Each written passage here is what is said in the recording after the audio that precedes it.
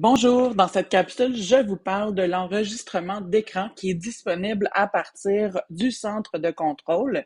Je vous l'ai fait activer préalablement à partir du centre de contrôle.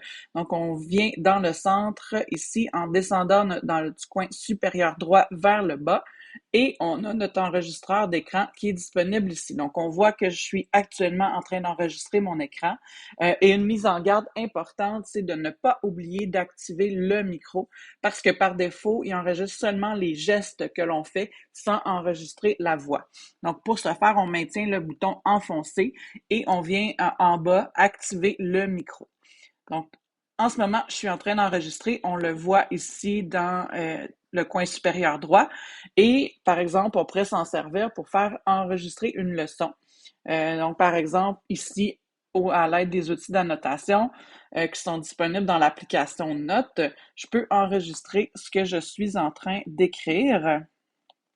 Donc, pour faire une leçon sur un tableau blanc, évidemment, là, vous pouvez venir activer là, des grillages. Donc, on pourrait placer un quadrillé. On pourrait aussi placer des lignes là, dans Notes pour faire notre leçon. Aussi, ce qui est intéressant, c'est que dans l'application Notes, on peut numériser directement là, les travaux d'élèves. Donc, je pourrais numériser un document d'élèves. Ici, j'ai numérisé une copie d'album, donc la couverture d'un album, et à l'aide de mes outils d'annotation, imaginez par exemple que c'est le texte d'un élève, je peux venir annoter avec des codes de couleurs, je peux venir surligner des informations. J'ai accès aussi à une règle pour tracer des lignes droites. Donc là, j'avais pas le bon crayon pour faire cette démonstration-là. Donc, j'ai possibilité de faire des lignes droites sur le document et tout ça s'enregistre en temps réel. Donc, à ce moment-là, tous les élèves voient exactement ce que je suis en train de faire. Je pourrais me servir de l'enregistrement d'écran aussi pour présenter une application. Donc, je me rends dans l'application, ça me fait en quelque sorte un tutoriel.